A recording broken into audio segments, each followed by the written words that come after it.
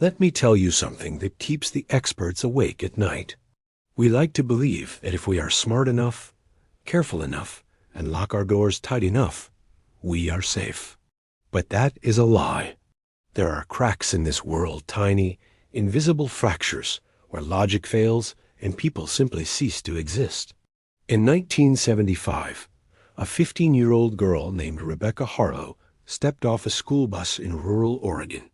She had to walk exactly 400 yards to her front door. She never made it. There were no scream, no tire tracks, and no struggle. For 50 years, the police told you she ran away. They told you it was a simple case of teenage rebellion. They were wrong. And the man they just arrested? He is the last person you would ever suspect, and his capture proves that the monsters are not hiding under our beds. They are sitting at our dinner tables. Welcome to the story that changes everything you think you know about the quiet, rainy corners of the Pacific Northwest. I am going to take you back to a time before cell phones, before DNA profiling, and before we understood that silence can be louder than a gunshot. This is not just a story about a missing girl. This is a story about the arrogance of a system that refused to look at the impossible because it was too terrified of what it might find. My name is Detective Miller, retired, and for the first time, I am going to tell you the truth about the Harlow case. But I have to warn you, once you hear the details of what was found in those woods, you might never look at a tree line the same way again. I remember the rain. That is the first thing that hits you when you work a case in Oregon, specifically in the deep, timber-heavy counties west of the Cascades. It is not the polite, tapping rain you get on the East Coast. It is a relentless, soaking gray curtain that drowns out sound and washes away evidence before you even know a crime has been committed. In October of 1975, that rain was my enemy. It was the accomplice to a crime that would haunt this community for half a century. I was 28 years old then, a junior detective with more ambition than sense. I thought I knew how the world worked. I thought crime was a simple equation. Bad man plus opportunity equals victim. I had no idea that some equations have variables that defy the laws of physics. The call came in at 6:45 in the evening. It was dark already. The sun dips behind those massive Douglas firs early in the autumn, and by 6 o'clock, the roads are swallowed by an ink-black darkness that headlights barely cut through. The dispatcher told us it was a failure to return. That is cop speak for a parent panicking because their kid is late for dinner. Usually, it means the kid is smoking cigarettes behind the bleachers or lost track of time at a friend's house. We drove out there expecting a lecture, not a crime scene. The Harlow residence was isolated. That is a nice way of putting it. In reality, it was an island of domestic life in a sea of wilderness. To get there, you had to drive 5 miles up a gravel logging road that wound its way up the spine of a ridge. The nearest neighbor was 2 miles away. The school bus did not even go up the driveway. It dropped the kids at the bottom of the hill, near the main county road. From there, it was a straight shot, a quarter-mile walk up a gravel incline to the house. When my partner, Frank, and I pulled up, the first thing I noticed was the silence. Usually, when a kid is missing, the house is chaotic. Doors slamming, phones ringing, neighbors shouting. But the Harlow house was dead quiet. The front door was wide open, swinging gently in the wind. The lights were on inside, casting long yellow rectangles onto the wet grass. We walked inside. In the kitchen, a pot of water was boiling on the stove. It had boiled almost dry, the metal turning black and smoking. A half-chopped onion sat on the cutting board. It looked like whoever was cooking had just not stopped, vanished. "Hello?" Frank called out. His voice cracked. He felt it too. The air in that house felt heavy, like the pressure drop before a thunderstorm. We found the father, Elias Harlow, in the living room. He was sitting in his armchair, staring at a blank television screen. He was not crying. He was not moving. He looked like a statue carved out of grief. When he saw us, he did not stand up. He just pointed a trembling finger toward the window that overlooked the driveway. She was right there, Elias whispered. I saw her. This is the part that never made it into the official reports in 1975. The police chief at the time, a man named Chief Henderson, scrubbed it because he said it made Elias sound insane. He said it would hurt the investigation if the public thought the father was hallucinating. But you need to know this. You need to understand the impossibility of what happened. Elias told us he had been watching for Rebecca. He knew the bus schedule. He knew she got off at 4:15. It takes exactly 8 minutes to walk up the driveway. At 4:23, Elias looked out the window. The rain had let up for a moment. He saw his daughter. He saw her bright yellow raincoat bobbing up the hill. She was halfway up the driveway, maybe 200 yards from the house. She was walking normally. She was carrying her red book bag. Elias turned away from the window for 3 seconds. 3 seconds. He turned to shout to his wife, Martha, that Rebecca was home. When he looked back, the driveway was empty. She must have dropped something, Frank said, trying to be rational. Maybe she bent down to tie her shoe. We went outside with flashlights. The ground was mud-soft, churned up mud from days of rain. We found Rebecca's footprints. They were small, distinct tread marks from her sneakers. We followed them from the bottom of the hill. Step, step, step. A steady, even pace. And then they stopped. I do not mean they trailed off into the woods. I do not mean they showed signs of a struggle or a scuffle. I mean they simply ended. One moment, there was a clear footprint. The next, there was pristine, undisturbed mud. It was as if she had been plucked into the sky by a giant hand. There were no other footprints, no tire tracks, no animal sign.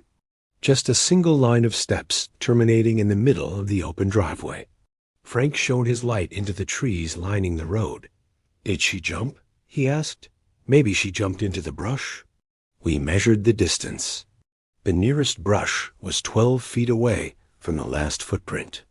A 15-year-old girl carrying 20 pounds of textbooks cannot jump 12 feet from a standing position. It is physically impossible. That night, we searched every inch of those woods. We brought in dogs, bloodhounds, the best trackers in the state. The dogs picked up her scent at the bus stop. They followed it up the driveway. And when they got to that last footprint, they stopped. They did not just lose the scent. They got scared. I have never seen a bloodhound cower before. These dogs whined and tucked their tails between their legs. They refused to go forward. They refused to go into the trees. This is where the psychological war began. Not against a suspect, but against us. Against our sanity. The community wanted answers. They wanted a boogeyman. They wanted us to tell them that a drifter saw her, grabbed her, and dragged her to a waiting van. That is a horror they can understand. That is a horror they can protect themselves from. Buy a gun, install a lock, teach your kids not to talk to strangers. But how do you protect yourself from the unexplained? How do you tell a town of 5,000 people that a girl walked halfway up her own driveway and then dissolved? We couldn't. So the department lied. Chief Henderson held a press conference 3 days later. He stood in front of the microphones, his face grim but composed. He told the cameras that Rebecca Harlow had likely run away. He cited trouble at home, which was a fabrication.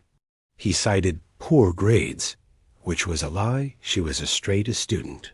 He spun a narrative that fit the worldview of 1975. Bad girls run away. Good families have secrets. I stood in the back of the room, watching him lie. I wanted to scream. I wanted to tell them about the footprints. I wanted to tell them about the dogs. But I was a junior detective, and in those days, you did not question the chain of command unless you wanted to end up directing traffic in the rain for the rest of your career. But there was something else. Something I kept to myself for 50 years. That first night, while Frank was arguing with the dog handlers, I found something near the spot where the footprints ended. It was not on the ground. It was stuck to the bark of a Douglas fir tree, about 7 feet off the ground. It was a piece of magnetic tape, like the kind you would find in a cassette, but thicker, reel-to-reel tape. It was only about 3 inches long, snagged on a rough patch of bark. It looked like it had been blown there by the wind. I bagged it. I did not log it. I know, that breaks every rule of police procedure. But my gut told me that if I gave this to Henderson, it would disappear. He was in cleanup mode. He wanted this case closed, not complicated by weird debris. I took that piece of tape home. I had an old reel-to-reel player in my garage. It was a clumsy setup, trying to splice a 3-inch fragment into a blank reel so I could play it. It took me hours. Finally, around 2 in the morning, with the rain hammering against my garage roof, I managed to run it over the playhead. Most of it was static, white noise, the sound of magnetic emptiness. But for a fraction of a second, there was a sound. It was faint, buried under the hiss, but it was there. It wasn't a voice. It wasn't a scream. It was a hum. A low, mechanical vibration that seemed to oscillate between 2 distinct frequencies. It sounded like a massive machine powering up, or perhaps powering down. And underneath that hum, if you turned the volume all the way up until your speakers rattled, you could hear something else. A click. A sharp, metallic click, like a lock engaging. I listened to that 3-inch strip of tape until the sun came up. I tried to tell myself it was garbage. Maybe a piece of trash blown from a passing logging truck. But logging trucks don't use reel-to-reel tape, and logging trucks don't explain how a girl vanishes from the middle of a muddy road without leaving a trace. For weeks, the town of Oakhaven was paralyzed. Parents drove their kids to school and waited in the parking lot until they walked through the doors. The hardware store sold out of deadbolts. But as the months dragged on and no body was found, the fear turned into gossip. She is probably in California, people whispered at the diner. Living it up with some hippie boyfriend. Poor Elias, they said at church. He just can't accept that she left him. They blamed the victim because it was easier than facing the void. It is a psychological defense mechanism. If Rebecca ran away, then she's responsible for her fate. If she was taken by a force we cannot understand, then none of us are safe. The human mind will always choose the lie that offers safety over the truth that offers terror. Elias Harlow never bought the runaway story. He spent every day walking those woods. He quit his job at the mill. He stopped shaving. He became a ghost haunting the perimeter of his own property. I would see him sometimes, standing at the edge of the tree line, staring into the dense green darkness, listening. "I can hear it, Miller," he told me once. I had driven up there to check on him, officially to see if he had any new information, but really just to make sure he hadn't eaten a bullet. "Hear what, Elias?" I asked. "The hum," he said. His eyes were wide, rimmed with red. "It is in the trees. It is not the wind. It is underneath the wind. It sounds like ... electricity." I froze. I hadn't told anyone about the tape, not a soul. "Does it sound like a machine?" I asked, keeping my voice steady. Elias looked at me then, really looked at me. For the first time in months, he didn't look crazy. He looked relieved. "You hear it too?" "I found something," I admitted. "A piece of tape. It had a sound on it." Elias grabbed my arm. His grip was surprisingly strong for a man who looked like he hadn't eaten in a week. "They are not gone, Miller. She is not gone. She is just ... somewhere else. Right here, but somewhere else." He pointed to the empty air in the driveway. "Sometimes, when the fog comes down, I see shapes. Not people. Distortions. Like looking through heat waves on a highway. They shimmer. I wanted to believe him. I wanted to believe there was a sci-fi explanation, something that made sense in a twisted way. But I was a cop. Cops deal in facts.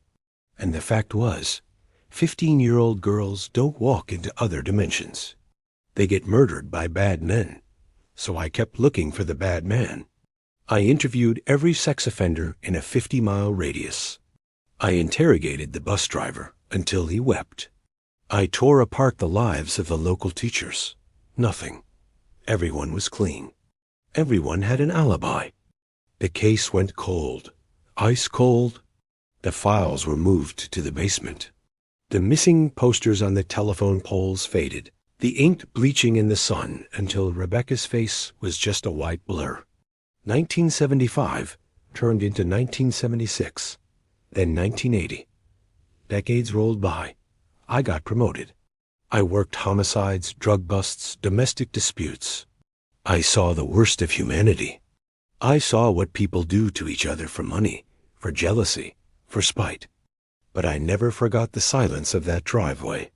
I never threw away that piece of tape. And then, last week, everything changed. It didn't start with a DNA match. It didn't start with a confession. It started with a storm. A massive windstorm hit the county last Tuesday, 60-mile-per-hour gusts. It snapped power lines like thread and toppled trees that had stood since the Civil War. One of those trees was a massive ancient oak on the edge of the Harlow property. It didn't just fall. It was uprooted. The entire root ball, 20 feet across, was ripped out of the earth, exposing the soil beneath. A landscaping crew was out there clearing the debris. They were cutting up the trunk with chainsaws when one of the workers noticed something in the hole where the roots used to be. It wasn't a body. It wasn't a skeleton. It was a metal hatch. I got the call from the new sheriff, a sharp woman named Rodriguez. She knows I was the original officer on the Harlow case. She knows I'm retired, but she respects the history. "Miller," she said, "you need to get out here. You aren't going to believe what we found." "Is it her?" I asked.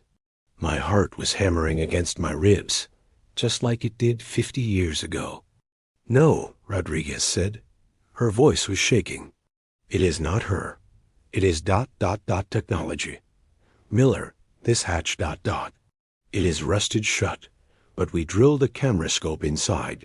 It is a bunker, but not like a survivalist bunker. It looks like a laboratory."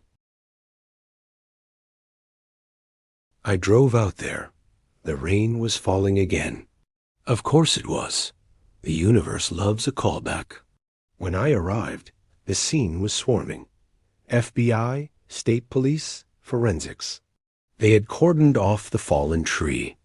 I flashed my old badge mostly for nostalgia.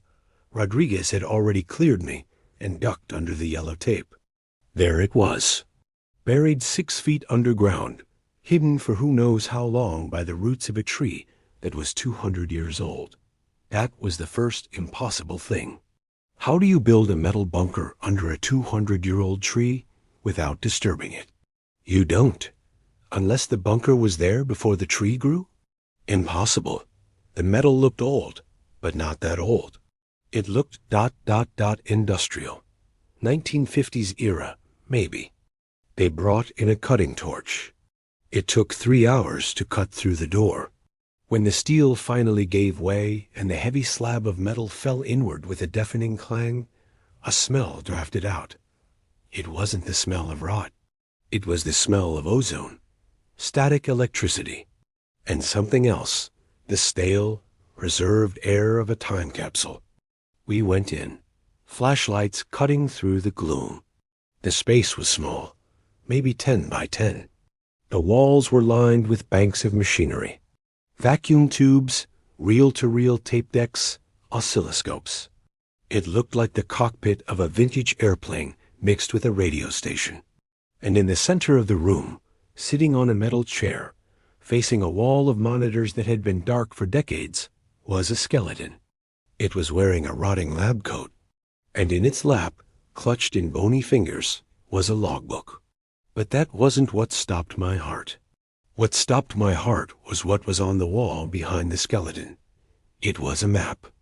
A topographical map of the Harlow property, and pinned to the map were hundreds of photographs. Black and white, grainy, surveillance-style photos. They were all of Rebecca. Rebecca walking to the bus. Rebecca in her garden. Rebecca reading on her porch. And then, the last photo. It was Rebecca standing in the driveway.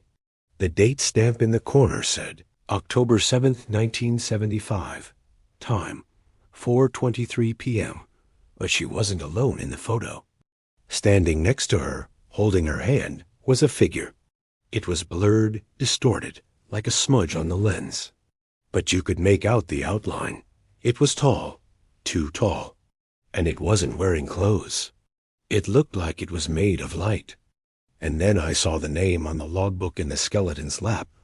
I knew that name. Everyone in town knew that name. It wasn't a stranger. It wasn't a drifter. The name on the book was Dr. Aries Thorne. You might not know that name yet, but you will. Dr. Thorne was the town's beloved pediatrician, a man who delivered half the babies in Oakhaven, the man who gave Rebecca her vaccinations, the man who sat in the front pew at her memorial service and held Elias Harlow's hand while he wept. Dr. Thorne died in 1998, or so we thought, because the skeleton in the chair wasn't Dr. Thorne. We checked the dental records this morning. The skeleton in the chair was a man named Peter Vance, Thorne's gardener, which meant Dr. Thorne, the architect of this underground nightmare, the man who had been watching Rebecca for years, was not in the bunker. And if he wasn't in the bunker, and he wasn't in his grave, where was he? That is when the phone rang in the command center. It was the DNA lab. They had run a trace on a coffee cup found on the console. Fresh DNA. Someone had been down here recently. Someone had been maintaining the machines. Dr. Thorne is alive. He is 92 years old. And yesterday, we found him. But we didn't find him in a hideout. We didn't find him running. We found him in the nursing home 3 blocks from the police station, sitting in his wheelchair, drooling, pretending to be senile. When I walked into his room, he looked up at me. His eyes were clear, sharper than a razor. The dementia was an act. He smiled. A cold, reptilian smile. "You found the echo chamber, detective," he rasped. "Where is she?" I demanded. "Where is Rebecca?" Thorne laughed. It was a dry, dusty sound. "She is exactly where I left her. She hasn't aged a day, but you can't get her back." The frequency shifted. "The door is closed? We will open it," I said. "You can try," he whispered. "But you don't understand what you are opening. Rebecca isn't just a girl anymore.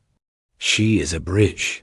This is the beginning of the interrogation of Dr. Aries Thorne. And what he told us in the next 24 hours unravels the fabric of reality itself. Rebecca Harlow didn't run away. She didn't die. She was harvested. And she wasn't the first." They moved Dr. Aries Thorne from the nursing home to the county detention center at 3 in the morning. We did it in the dark, with no press, no spectators. Sheriff Rodriguez wanted to avoid a media circus. The town of Oakhaven was already spiraling into panic. Social media had gotten hold of the story-twisted versions, conspiracy theories, accusations flying in every direction. Parents were pulling their kids out of school. Gun sales tripled overnight. Fear is a contagion, and we had just opened Pandora's box. I sat across from Thorne in the interrogation room. The fluorescent lights buzzed overhead, casting harsh shadows across his wrinkled face. He looked like a mummy. His skin was papery, stretched tight over his skull. But his eyes, his eyes were alive. Sharp, calculating. He wasn't the doddering old man in the wheelchair anymore. He was something else, something predatory. "You want to know about Rebecca," he said before I even asked a question. His voice was thin but steady. Everyone always wants to know about Rebecca. She was special. I knew it the moment I delivered her. You delivered her? I asked, though I already knew. I had checked the hospital records that morning. Dr. Aries Thorne had been the attending physician. When Martha Harlow gave birth on March 3rd, 1960, I delivered half the children in this town, Thorne said with a smile that made my skin crawl. I watched them grow. I knew which ones were. Suitable. Suitable for what? He leaned back in his chair. The metal groaned under the shift of weight. You found the echo chamber. You saw the equipment. Did you understand any of it? I understand you are spying on a 15-year-old girl, I said, my voice harder than I intended. I understand you built a bunker under her property and filled it with surveillance photos. That makes you a predator, Thorne. A monster. He laughed. It was a dry, rattling sound. A monster. Yes, that is what you would call me. But you are thinking too small, Detective. You are still trapped in the framework of human morality. Good and evil, right and wrong. I stopped thinking in those terms 40 years ago. Then what terms do you think in? I asked. Thorne's smile widened. Frequencies. I felt a chill run down my spine. The tape, the hum, the oscillating vibration I had listened to for hours in my garage, back in 1975. You know what I'm talking about, Thorne said, watching my face. You found the recording, didn't you? The fragment on the tree. I knew someone would find it eventually. The storm must have knocked it loose. I didn't answer. I just stared at him. Everything in the universe vibrates, Detective, Thorne continued. Matter, energy, light, even consciousness. We are all just frequencies, oscillating at different rates. Most people vibrate at the same dull, predictable wavelength. But some people vibrate differently. They resonate at a frequency that intersects with other places. Other places, I repeated. You mean like dimensions? Parallel worlds? Are you seriously trying to sell me science fiction? Science fiction, Thorne mused. That is what they said about radio waves before Marconi. That is what they said about splitting the atom before Oppenheimer. The difference between science fiction and science, Detective, is simply time and proof. And I had both. He leaned forward, his hands folded on the table. His fingers were skeletal, knuckles swollen with arthritis, but they didn't shake. In 1947, I was a young doctor fresh out of medical school. I was recruited by a government project. They didn't call it classified back then. They called it experimental research for national security. We were based in a facility outside of Roswell, New Mexico. I felt my stomach drop. Roswell, of course. Every conspiracy theorist's favorite bedtime story. I see the skepticism on your face, Thorne said. Good. Skepticism keeps you sane. But let me tell you what I saw in that facility, Miller. I saw bodies, not human bodies. Humanoid, yes, but not human. Their physiology was wrong. Too many joints in the fingers, no digestive tract. And their skulls, when we opened them, there was no brain. Not in the way you would recognize. There was a crystalline structure, a lattice. It pulsed with light even after death. And you expect me to believe this? I said, I don't expect anything, Thorne replied calmly. I am simply telling you what happened. Believe it or don't, it won't change the facts, he continued. The government wanted to understand how these beings traveled. They had no spacecraft, no engines, no fuel source, just a device. A small handheld device about the size of a pocket watch. When we activated it, it emitted a frequency, a sound so low you couldn't hear it with your ears, but you could feel it. It vibrated in your chest, in your bones. And when the frequency reached a certain pitch, the air around the device began to shimmer, distort. It looked exactly like heat waves on asphalt. And then he snapped his fingers. The device was gone. Not destroyed. Not transported. Gone. existing in the same space, but in a different layer. That is the only word I can use. A different layer of reality. And you think Rebecca Harlow was transported to this other layer? I asked, my voice dripping with sarcasm. I don't think it, Detective. I know it. Because I sent her there. The room went silent. Even the buzzing of the fluorescent lights seemed to fade. I stared at Thorne, my fists clenching under the table. Why? I whispered. Because she was compatible, Thorne said simply. Not everyone can cross the threshold. Most people, if you expose them to the frequency, they just rupture. Their cells can't handle the oscillation. They hemorrhage internally. It is quite gruesome. I lost 3 subjects before I refined the process. 3 subjects, I repeated. My voice was shaking now. You mean 3 children? Thorne shrugged. Semantics. I wanted to lunge across the table and strangle him. I wanted to wrap my hands around his throat and squeeze until his eyes bulged and his tongue turned black. But I didn't. I stayed seated because I needed answers. Who were the other 3? I asked. Thorne tilted his head as if considering whether to tell me. Finally, he spoke. The first was a boy named Timothy Aldrich. 1968, he was 12. I took him during a camping trip in the Cascades. The second was a girl named Sarah Wren. 1971, she was 10. I took her from a playground in Eugene. The third was another boy, Marcus Lyle. 1973, he was 14.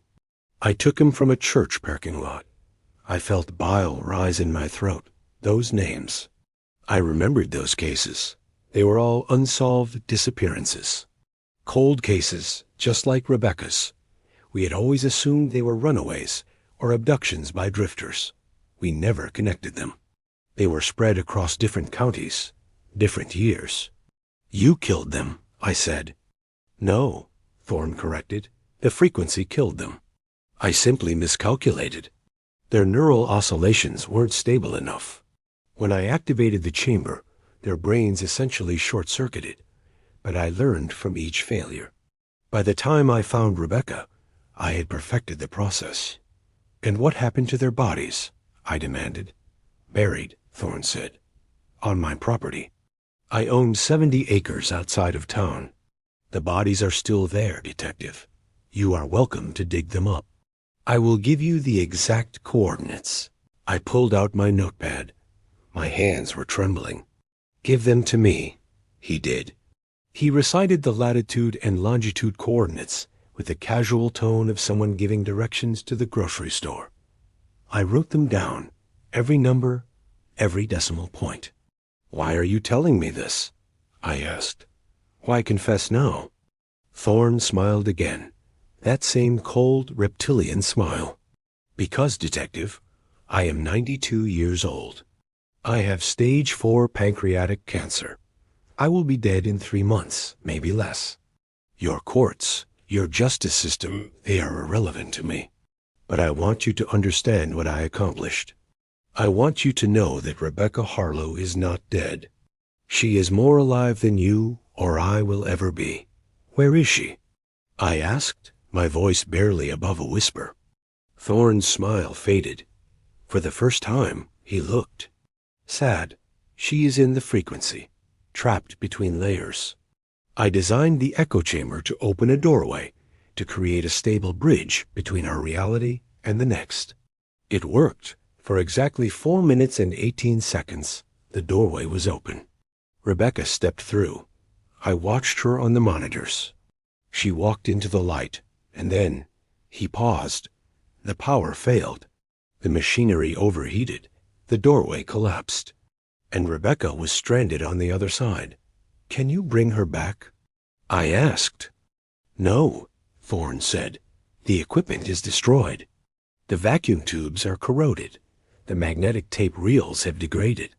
Even if you rebuilt the machine from scratch, you would need the original frequency signature.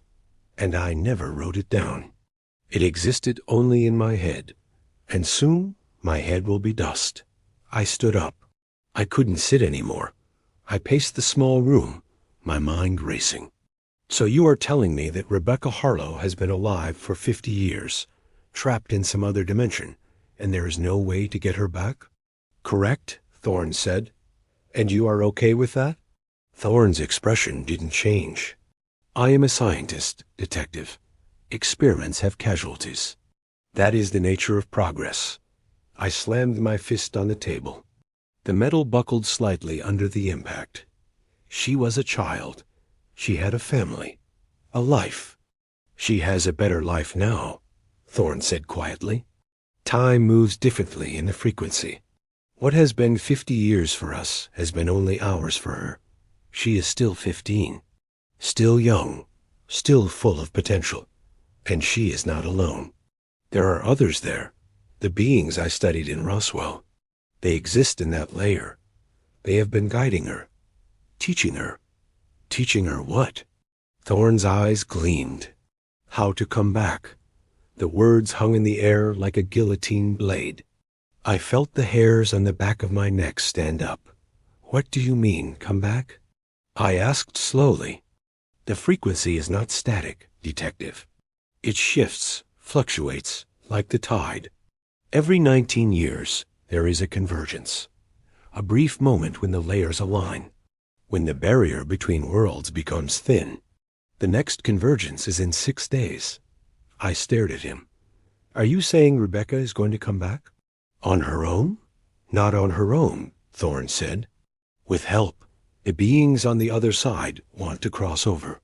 They have wanted to for decades, but they need a human anchor. Someone who exists in both layers. Someone who can hold the door open. Rebecca is that anchor. And what happens if she opens the door? I asked, though I was afraid I already knew the answer. Thorne leaned back in his chair and closed his eyes. Then, Detective, you will understand why I called her a bridge. Because when that door opens, it won't just be Rebecca who comes through. It will be all of them. Thousands of them. And this world, your world, will never be the same. I left the interrogation room. My legs felt like jelly. Rodriguez was waiting outside, her face pale. Did you get anything? She asked. Yeah, I said. I got a confession to 4 murders, coordinates to 3 buried bodies, and a doomsday prophecy. Rodriguez blinked. What? Send a team to these coordinates, I said, handing her the notepad. We are going to find Timothy Aldrich, Sarah Wren, and Marcus Lyle. And then we are going to figure out what the hell is happening in 6 days. She looked at the coordinates, then back at me. Miller, do you believe him? The stuff about frequencies and other dimensions? I thought about the tape, the hum, the distortion in the air that Elias Harlow claimed to see, the photographs of a blurred figure standing next to Rebecca. I don't know, I said honestly, but we are going to find out. That night, I drove back to the Harlow property. The fallen tree had been hauled away, but the hatch to the echo chamber was still open, guarded by 2 state troopers. I flashed my badge and climbed down into the bunker. The air was cold, stale. I turned on my flashlight and swept it across the room. The machines were still there, silent and dead. I walked to the wall of photographs. Hundreds of them. Rebecca at age 5. Rebecca at age 10. Rebecca at age 15. A lifetime of surveillance. And then I saw something I had missed before. In the corner of the room, tucked behind a filing cabinet, was a reel-to-reel tape player. It was newer than the other equipment, cleaner, less corroded. I pressed the play button. Static crackled through the speaker. And then a voice. It was Rebecca's voice. I recognized it from the interview tapes we had recorded with her teachers back in 1975. Hello? Can anyone hear me? My name is Rebecca Harlow. I don't know where I am. I think it has been 3 hours since I crossed over. The man told me it would only take a few minutes. He lied. I can see my house from here. I can see my dad standing in the driveway, looking for me. But I can't reach him. It is like there is glass between us. Invisible glass. I am screaming, but he can't hear me. Please, if anyone is listening, please help me. I want to go home. The tape ended. I stood there in the dark, listening to the silence. Rebecca Harlow was alive, and in 6 days, she was coming back. The rain had turned from a drizzle into a torrent by the time we reached the first set of coordinates. It was a remote patch of land, 10 miles north of town, deep in the timber country, where the trees grow so thick they blot out the sky even at noon. Dr. Thorne had owned this land under a shell company since the 50s. It was perfect for burying secrets. Sheriff Rodriguez had organized a forensic excavation team. We had lights, tents, and backhoes. But the mood wasn't clinical. It was terrified. The state troopers were jumpy, hands hovering near their holsters every time a branch snapped. They knew something was wrong. You could feel it in the air, a static charge that made the hair on your arms stand up. "This is it," the surveyor said, pointing to a patch of undisturbed ferns. "Latitude and longitude match exactly." We started digging by hand, no machinery. If Thorne was telling the truth, we were looking for the body of Timothy Aldrich, the 12-year-old boy who vanished in 19-60-8. 3 feet down, the shovel hit something hard. Not wood, metal. It was a lead coffin, small, child-sized, and welded shut. "Lead?" Rodriguez whispered, standing beside me in the mud. "Why lead?" "To keep radiation in," I said, remembering Thorne's story about the frequency. "Or to keep something else out." It took an hour to cut the lid open. When we finally lifted the heavy metal sheet, I expected the smell of death. I braced myself for bones, for rags. Instead, I saw a boy. Timothy Aldrich looked exactly like his missing person poster. He was wearing a plaid shirt and jeans. His skin was pale, almost translucent, but it wasn't decomposed. He looked peaceful, asleep, but there was something wrong with his face. His eyes were open, and they weren't human eyes anymore. The irises had dissolved into a milky, crystalline substance that seemed to catch the light from our flashlights and refract it. "Jesus Christ," a trooper muttered, turning away to retch. But I leaned closer. I had to see. In Timothy's right hand, clutched tight against his chest, was an object. I put on a pair of latex gloves and gently pried his fingers open. They were cold, stiff as stone. The object fell into my palm. It was a toy car. A Hot Wheels model. But it wasn't a model from 19-60-8. I turned it over. Stamped on the bottom was the manufacturing date, 1995. I felt the world tilt. Timothy Aldrich went missing in 1968. He was buried here shortly after. How could he be holding a toy that wouldn't be manufactured for another 27 years? "Secure the scene," I told Rodriguez. My voice sounded distant, like I was underwater. "Do not touch the body. Do not touch the coffin. We need to check the other 2 graves." We moved to the second site. Sarah Wren, 1971. Same lead coffin. Same perfect preservation. Same crystalline eyes. And in her hand, a smartphone. An iPhone 4. Cracked screen, dead battery. A girl who died in 1971 was buried with a piece of technology from 2010.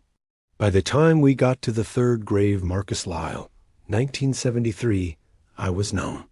I knew we were dealing with something that broke the laws of physics. Thorne hadn't just killed these kids. He had sent them somewhere.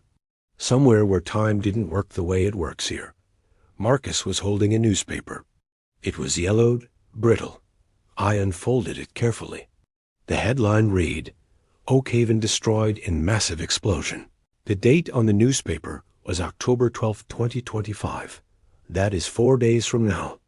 I stood in the rain, staring at a headline from the future, held by a boy from the past. The pieces slammed together in my mind. Thorne said Rebecca was a bridge. He said the frequency shifts. He said the door would open in 6 days. But he didn't tell me what would happen when it opened. Marcus Lyle's newspaper did. Oakhaven destroyed. I drove back to the detention center. I didn't care about protocol anymore. I didn't care about the sheriff. I stormed into the interrogation room and slammed the newspaper onto the metal table in front of Dr. Thorne. "Explain this," I roared. Thorne looked at the paper. He didn't blink. He didn't look surprised. He just nodded slowly. "Ah," he said softly. "Marcus found it. I wondered if he would." "Found what?" I yelled. "This is a newspaper from next week. It says the town is going to be destroyed. Is this your plan? Is this what the Convergence does?" Thorne looked up at me, his eyes filled with a terrifying pity. "I didn't write the headline, Detective. I just tried to prevent it. Prevent it by killing children? They are not dead." Thorne snapped, his voice suddenly sharp. "How many times must I tell you? They are travelers. They move through the layers. Timothy, Sarah, Marcus, they didn't survive the transition fully. Their minds fragmented, but they saw things. They grabbed things from the drift. That toy, that phone, this paper. They are artifacts from the future, caught in the wake of the frequency." He leaned forward, his chains rattling. "Listen to me closely, Miller. The Convergence isn't an invasion. It is a correction. The barrier between our world and the next layer is failing. It has been failing for 50 years. That is why I built the echo chamber. That is why I sent Rebecca. She isn't just a bridge. She is a plug." "A plug?" "She is holding the frequency stable," Thorne said. "She has been holding it for 50 years. But she is tired. I can feel it. Her signal is fading. And when she lets go, the energy that has built up behind that dam will wash over this town like a tidal wave. So the explosion ... I pointed at the newspaper. "Is not a bomb," Thorne finished. "It is a frequency discharge. A release of 50 years of potential energy. It will vaporize everything within a 10-mile radius. Oakhaven will cease to exist." I sank into the chair opposite him. The magnitude of it was crushing. A whole town, 5,000 people, my friends, my neighbors. "How do we stop it?" I asked. "We don't stop it," Thorne said. "We stabilize it. Someone has to go in and take her place." The room went silent again. "Take her place?" I asked. "The circuit requires a biological component," Thorne explained coldly. "A consciousness to modulate the frequency. Rebecca has done her shift. She needs to be relieved. If someone else enters the chamber, connects to the machine, and matches the resonance, Rebecca can come out, and the energy will be contained for another cycle. Another 19 years, I whispered. "Precisely. And who is the candidate?" I asked. "Who is compatible?" Thorne smiled that reptile smile again. "You are, Detective." I froze. "Me?" "You heard the tape," Thorne said. "You heard the hum on that 3-inch strip in your garage. For 50 years, you kept it. You listened to it. You tuned your brain to that frequency every time you played it. You have been microdosing the signal for half a century. You are the only other person in this town whose neural pathways won't liquefy the moment the machine is turned on. You planned this, I realized. You left that tape for me to find. I needed a backup," Thorne admitted. "In case I died before the cycle ended. I chose you, Miller. I groomed you. You are not just a detective investigating a cold case. You are my successor." I wanted to vomit. I had been a pawn in this monstrous game since I was 28 years old.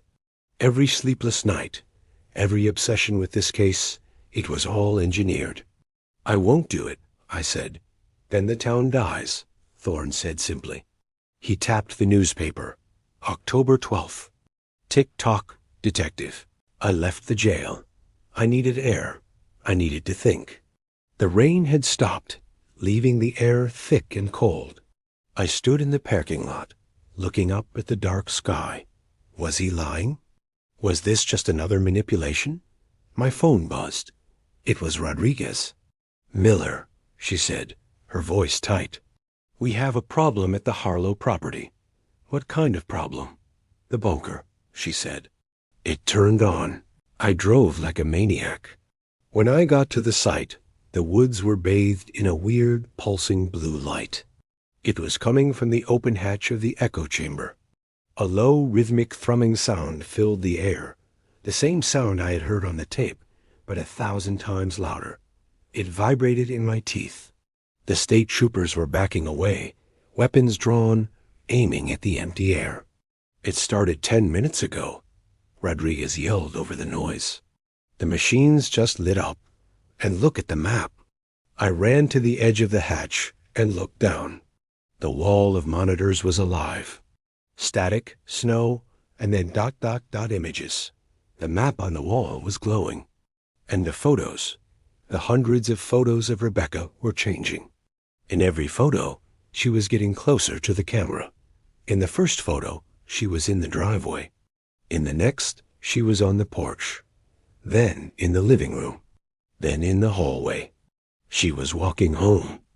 But she wasn't alone. The blurred figure next to her was clearer now. It wasn't a smudge of light anymore. It was a tall, slender shape with too many joints in its arms. And it was holding a device. I climbed down the ladder. Rodriguez screamed at me to stop, but I ignored her. I had to see. I stood in the center of the room. The hum was deafening here. The air tasted like copper. I looked at the main monitor. It showed a live feed of the driveway right now. And there she was. Rebecca Harlow, 15 years old, wearing her yellow raincoat. Standing in the mud, exactly where she had vanished. She was looking directly into the camera. Her eyes were wide, terrified. And she was mouthing one word, "Run." And then, behind her, out of the darkness of the tree line, they stepped out. Not one figure. Dozens, tall, shimmering, translucent beings. They surrounded her. They looked like angels made of broken glass. And in the front, leading them, was a man. A man wearing a detective's trench coat from 1975. It was me. Or rather, a version of me. An older, twisted version. His eyes were crystalline. His skin was gray. And he was smiling. The screen went black. The hum stopped. The lights died. I stood in the dark, my heart pounding like a sledgehammer. I had just seen my own ghost leading an army of interdimensional entities toward my town. Thorne was wrong. It wasn't just a frequency discharge. It wasn't just an explosion. It was an invasion. And apparently, I was leading it. I climbed out of the bunker on shaking legs. My hands were trembling so badly I could barely grip the ladder rungs. Rodriguez was waiting at the top, her face pale as snow. "Miller, what the hell was that?" she demanded. "The monitors, the lights, She stopped. "You saw something down there." "Something bad." I nodded. I couldn't speak. My throat felt like it was filled with broken glass. "We need to evacuate the town," I finally managed to croak. "Right now. Tonight." Rodriguez stared at me. "On what grounds?" "We can't just tell 5,000 people to leave their homes because a 92-year-old man says there is going to be a frequency explosion in 4 days. They will think we have lost our minds." "They will be right," I said. "But they will also be alive." She grabbed my arm. "Miller, talk to me. What did you see on those monitors?" I looked her in the eyes. She was a good cop, a smart woman. She deserved the truth, even if the truth sounded insane. "I saw myself," I said, "an older version of me, leading an army of beings through the barrier. I saw Rebecca Harlow standing in the driveway, mouthing the word run. And I saw a future where I am not the hero of this story. I am the villain." Rodriguez let go of my arm. She took a step back, her hand moving instinctively toward her sidearm. "You think I have lost it," I said. "I don't blame you. A week ago, I would have thought the same thing. But you dug up those bodies, Rodriguez. You saw the iPhone in Sarah Wren's hand. You saw the newspaper. This is not a delusion. This is physics we don't understand yet. She hesitated. Her hand moved away from her weapon. So what do? We go back to Thorne, I said. And we make him tell us everything. By the time we got back to the detention center, it was 2 a.m. Thorne was awake, sitting in his cell, staring at the wall. He didn't turn when we entered. He just smiled. You saw him, didn't you? Thorne said. Your twin. Your shadow self. How did you know? I asked. Because it happened to me too, Thorne said quietly. He finally turned to face us. His eyes were red-rimmed, watery. For the first time since we arrested him, he looked human, vulnerable. 1976, 1 year after Rebecca disappeared. I went into the bunker to check the equipment. The monitors turned on by themselves, just like they did for you. And I saw myself on the screen, an older version of me, covered in blood, standing over the bodies of children. And he was smiling. Thorne's voice cracked. I thought I was going insane. I shut down the echo chamber. I welded the hatch shut. I buried it under dirt and planted trees over it. I swore I would never go back. But the Convergence doesn't care what you swear. It comes every 19 years, whether you are ready or not. You said I already failed once, I said, leaning against the cell bars. What does that mean? Thorne stood up.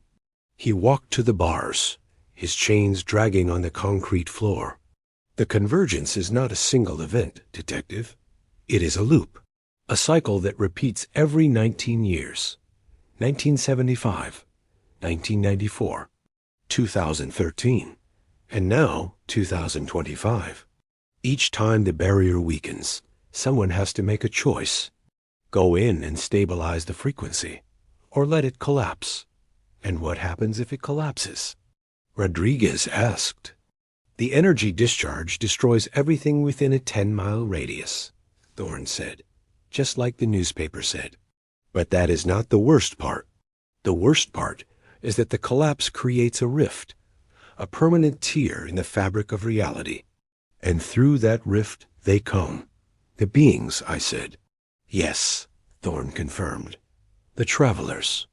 They have been waiting for 50 years. They want to cross over. And the only thing stopping them is Rebecca. She has been holding the door shut from the inside. But she is exhausted. Her signal is fading. And when it fails, the door opens.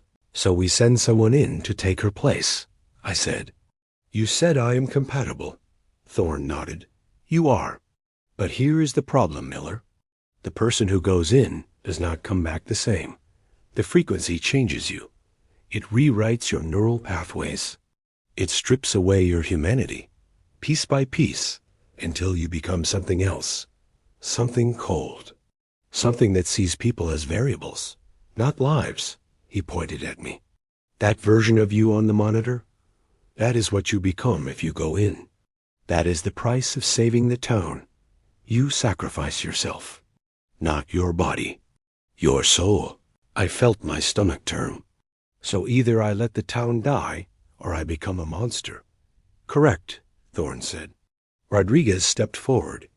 Then we find another way. We bring in physicists, scientists. We rebuild the machine. We figure out how to close the rift without sending anyone in. Thorne laughed. A bitter, hollow sound. You think I didn't try that? I spent 40 years studying the frequency. I brought in experts, mathematicians, quantum physicists. Do you know what they all said? They said it was impossible. The barrier requires a biological consciousness to stabilize. A machine can create the frequency, but only a living mind can modulate it. And once you plug yourself in, you are stuck. For 19 years. Until the next cycle. Unless Rebecca comes out, I said. Yes, Thorne agreed. If she comes out, you go in. You trade places. But here is the catch. She has been in there for 50 years, not 19. Not 38. 50. That means she has held the frequency through 2 full cycles. That should be impossible. The human mind cannot endure that level of strain for that long. Unless, he paused. Unless what? I demanded. Unless she is not fully human anymore, Thorne finished. Unless the frequency has changed her so much that she has become something else. Something that can bridge both worlds permanently. Then she is the key, Rodriguez said. If we can get her out, we can study her, figure out how she survived. Replicate it. Thorne shook his head. You are not listening. If Rebecca has evolved beyond humanity, she is not going to want to come back. Why would she? This world is loud, chaotic, painful. The frequency is pure, silent, eternal. She is not a prisoner anymore, Detective. She is a god. The room fell silent. I thought about the tape, the voice. Please help me. I want to go home. That was 50 years ago. What did Rebecca want now? There is one way to find out, I said. We go to the Harlow house. We wait for the convergence. And we ask her. You are insane, Rodriguez said. If you go near that property when the barrier opens, you will be vaporized. Not if I am wearing this, I said, pointing to the equipment locker in the corner of the detention center. Inside were the hazmat suits we used for meth lab busts. If the frequency is energy, it can be shielded. We just need the right material. Thorne's eyes widened. Lead, you need lead. That is why I buried the bodies in lead coffins. It blocks the frequency. Not completely, but enough to survive proximity. Then we get lead, I said. We build suits. And we go in. Rodriguez stared at me, like I had sprouted a second head. Miller, this is suicide. No, I said. Suicide is doing nothing and watching 5,000 people die in 4 days. She looked at Thorne. Is this possible? Can lead protect them? For a short time, Thorne said. Maybe 10 minutes. Maybe less. The frequency will eventually penetrate any material. But it will buy you time. Enough time to talk to Rebecca.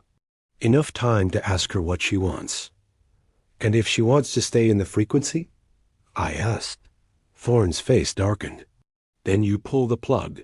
You shut down the echo chamber manually. You sever the connection. And the discharge will kill everything in a 10-mile radius, including you, including her, including every living thing in Oakhaven. Or, I said, I take her place. Thorne stared at me for a long moment. Then he nodded slowly. Yes, or you take her place. And you become the thing you saw on that monitor. We spent the next 48 hours building lead-lined suits. It was crude work. We stripped the lining from old X-ray rooms at the hospital. We melted down fishing weights. We stitched it into firefighter gear. It looked like something out of a bad science fiction movie, but the Geiger counters confirmed it worked. Radiation couldn't penetrate it. We hoped the frequency couldn't either. On the morning of October 10th, 2 days before the predicted explosion, we drove out to the Harlow property. The sky was overcast. A thick blanket of gray clouds pressed down on the earth. The air smelled like ozone and copper. The same smell from the bunker. Elias Harlow was standing in his driveway. He was 87 years old now, bent and frail, but his eyes were still sharp. He had been waiting for this moment for 50 years. You are going to bring her back, he said. It wasn't a question. It was a statement of faith. We are going to try, I said. She is scared, Elias said. I can hear her at night. She calls for me. She says she is lost. I put a hand on his shoulder. If she is out there, we will find her. Rodriguez and I suited up. The lead-lined gear was heavy, maybe 60 pounds. It made movement difficult, but we could manage. We each carried a handheld radio, a flashlight, and a sidearm. I didn't know if bullets would work against interdimensional beings, but it made me feel better to have it. We climbed down into the bunker. The air was thick, humid. The machines were still powered down, but I could feel the vibration in the floor. A low, rhythmic pulse, like a heartbeat. "The convergence is starting early," I said into the radio. "How early?" Rodriguez's voice crackled back. "I don't know. But we need to move fast." We reached the main console. I pulled out Thorne's handwritten notes. He had given them to us reluctantly, as if handing over a forbidden text. The instructions were simple. Flip 3 switches in sequence. Wait 30 seconds. Then pull the master lever. "You ready?" I asked Rodriguez. She nodded inside her helmet. I flipped the switches. The machines roared to life. Vacuum tubes glowed orange. Magnetic tape reels began to spin. The hum filled the room, so loud I felt it in my bones. The monitors flickered. Static. Snow. And then Rebecca. She was standing in the driveway, just like before. But this time, she wasn't looking at the camera. She was looking behind her, at the tree line, and her face was filled with absolute terror. "Rebecca!" I shouted into the microphone connected to the external speakers. "Rebecca, can you hear me?" She turned, her eyes locked onto the camera, onto me, and she screamed, not with her voice, with her mind. The scream was telepathic, primal, a wave of pure fear that crashed into my skull like a freight train. I fell to my knees, clutching my helmet. "Miller!" Rodriguez was shaking me. "Miller, stay with me!" I forced my eyes open. On the monitor, Rebecca was running, sprinting toward the house. And behind her, emerging from the trees, were the travelers, dozens of them. Tall, translucent figures made of light and shadow. And leading them, walking calmly, was the figure in the trench coat. The older version of me. He stopped in the middle of the driveway. He looked directly into the camera, and he smiled. Then he spoke. His voice came through the speakers, distorted and layered, as if multiple versions of him were speaking at once. "Hello, old friend," he said. "I have been waiting for you." The voice of my older self echoed through the bunker, layered and distorted, like multiple radio stations bleeding into one frequency. "Turn it off, Miller," he said calmly. "Turn off the machine. Walk away. Let the town burn. It is the only mercy you can give them." I grabbed the microphone. My hands were shaking inside the lead-lined gloves. "Who are you?" I demanded, though I already knew the answer. The figure on the monitor tilted his head. The gesture was familiar. I had done that same motion 1,000 times when I was thinking. "I am you," he said. 50 years from now. 50 years of holding the frequency. 50 years of watching this town through the monitors, unable to move, unable to sleep, unable to die. I am what happens when you make the heroic choice. Rodriguez grabbed my arm. "Miller, we need to abort. This is too dangerous." But I couldn't stop. I had to know. "If you are me, then you know I won't walk away." "I can't." The older Miller smiled. It was a sad, broken smile. "Yes, I know, because I didn't walk away either. I thought I was saving everyone. I thought I was the hero. But heroes don't last 50 years, Detective. Heroes break. And when they break, they become monsters." Behind him, the travelers moved closer. Their translucent forms shimmered in the dim light, casting no shadows. They surrounded Rebecca, who was pressed against the front door of her house, her face pale with terror. "Let her go," I said. "She has been holding the frequency for you. She earned her freedom." "Freedom?" the older Miller laughed. A harsh, bitter sound. "There is no freedom, old friend. There is only the frequency. Rebecca understands that now. She is part of the system. She is the plug holding back the flood. If we pull her out, the dam breaks, and everything within 10 miles turns to vapor. And I will take her place," I said. "No." Rebecca's voice suddenly crackled through the speakers. It was thin, distorted, but unmistakably hers. "No, Detective Miller, you don't understand. I don't want to leave. The room went silent. Even the hum of the machines seemed to quiet. "Rebecca?" I whispered into the microphone. "Is that really you?" "Yes," she said. Her image flickered on the smaller monitor to my left. She was no longer a 15-year-old girl. She looked older, not physically.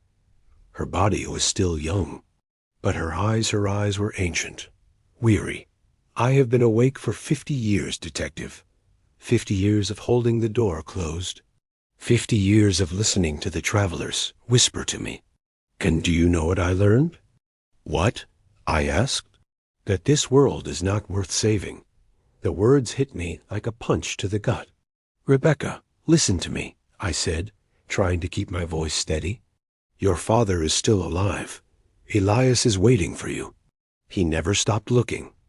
"My father," Rebecca repeated. The words sounded strange in her mouth, like she was speaking a foreign language. "I remember him. I remember his face. But that memory feels like it belongs to someone else. A different girl. A weaker girl." "You are still that girl," I insisted. "You are still Rebecca Harlow. You can come home." "Home," she said softly. "Do you know what home looks like from here, Detective? It looks like chaos, violence, greed. I can see it all from this side. Every lie, every betrayal, every petty cruelty. The frequency shows me the truth, and that truth is ugly." I felt a chill run down my spine. Thorne had been right. Rebecca wasn't human anymore. The frequency had changed her, stripped away her empathy, her connection to the world. "Then why are you holding the door?" I asked. "If you hate us so much, why not let the travelers through? Why not let the explosion happen?" Rebecca was silent for a long moment. When she finally spoke, her voice was barely a whisper. "Because I remember what it felt like to be loved. I remember my mother's hands braiding my hair. I remember my father reading to me at night. And even though those memories feel distant, like echoes of a dream, I can't let them go. Not yet." Her image flickered. "But I am tired, Detective. So tired. And the travelers are offering me something you can't." "What?" I asked. "Release," she said. "They promised me that if I open the door, I won't have to hold the frequency anymore. I can finally rest." "They are lying," I said desperately. "Rebecca, they are using you. Once the door opens, they will cross over. They will destroy everything, including you." "I know," Rebecca said. "And I don't care." The monitors went black. The hum stopped. The bunker was plunged into silence. Rodriguez and I stood frozen in the dark, our flashlights cutting weak beams through the dust. "What just happened?" Rodriguez asked, her voice shaking. "She is getting up," I said. "She is going to open the door." We scrambled up the ladder, tearing off our lead suits as we reached the surface. The air outside was wrong. The sky had turned a sickly yellow-green, the color of a bruise. The trees were swaying, even though there was no wind. Elias Harlow was still standing in the driveway, his face turned toward the house. "She spoke to me," he said, tears streaming down his face. "She is coming home. Elias, you need to evacuate," I said, grabbing his arm. "Right now. Get as far from this property as you can." He pulled away from me. "No, I have been waiting 50 years. I am not leaving now. She is not the same girl you remember," I said. The frequency changed her. "She is dangerous. She is my daughter," Elias said simply, "and I am not leaving her." Before I could argue, the ground began to shake. A low, rumbling vibration that started in the earth and climbed up through my legs into my chest. The air in front of the house began to shimmer, distort, just like Elias had described all those years ago. And then the door opened. Not the wooden door of the house, the other door, the invisible barrier between worlds. A crack of light appeared in the driveway, vertical and blinding. It looked like someone had taken a knife and sliced through reality itself. And through that crack, I could see the other side. It was beautiful. a vast, endless expanse of light and geometry, crystalline structures that folded in on themselves in impossible ways, colors that didn't have names, and floating in that space, suspended like angels, were the travelers. Hundreds of them, thousands, and in the center, standing at the threshold, was Rebecca. She stepped through. Her feet touched the gravel of the driveway, and for the first time in 50 years, Rebecca Harlow was home. She looked exactly as she had in 1975. Yellow raincoat, red book bag, 15 years old. But when she looked at us, her eyes were empty, hollow. The crystalline structure I had seen in Timothy Aldrich's corpse was there, shimmering beneath her irises. "Rebecca," Elias whispered. He took a step toward her. "Baby, it is me. It is Dad." Rebecca stared at him. No recognition, no emotion, just cold, detached observation. "I remember you," she said finally. Her voice was flat, mechanical. "You read me stories. You made me pancakes on Sundays. You taught me how to ride a bike." Elias smiled through his tears. Yes, sweetheart. That is right. Those things don't matter anymore," Rebecca said. Elias's smile faltered. Rebecca turned to me. "You tried to save me, Detective. That was kind, but unnecessary. I don't need saving. I need to finish what Dr. Thorne started." "What does that mean?" I asked. Rebecca looked back at the crack in the air. The light was growing brighter. The travelers were moving closer to the threshold. "It means I am opening the door all the way," she said. "And I am letting them through." "Why?" I shouted. "Rebecca, these things will destroy everything." "No," Rebecca said calmly. "They will cleanse everything. Humans are a virus, Detective. You spread. You consume. You destroy. The travelers showed me the future. I have seen what your species becomes. Wars, plagues, environmental collapse. You don't deserve this world." "And you think they do?" I asked. Rebecca smiled. It was a terrible smile. Inhuman. "They don't want the world, Detective. They want the frequency. And once they have it, they will erase humanity from the equation. Painlessly. Instantly. It will be a mercy." She raised her hand. The air around her fingers began to glow. I pulled my sidearm. My hand was steady. "Rebecca, don't make me do this." She looked at the gun. Then at me. "You can't kill me, Detective. I am not alive in the way you understand. I am a signal, a waveform. Bullets won't stop me." "Then I will shut down the machine," I said. "I will sever the connection." "Too late," Rebecca said. "The convergence has already begun. The door is open. Even if you destroy the echo chamber, the rift will remain. The only way to close it now is to replace me, to take my place in the frequency." She gestured to the crack in the air. "So go ahead, Detective. Be the hero. Step through. Become what he became." She pointed to the older version of me, still standing at the edge of the light.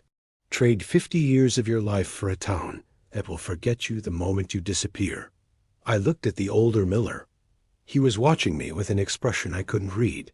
Pity? Regret? Or something colder? "Do it," he said quietly. "Make the trade. Save them. And spend the next 50 years wishing you hadn't."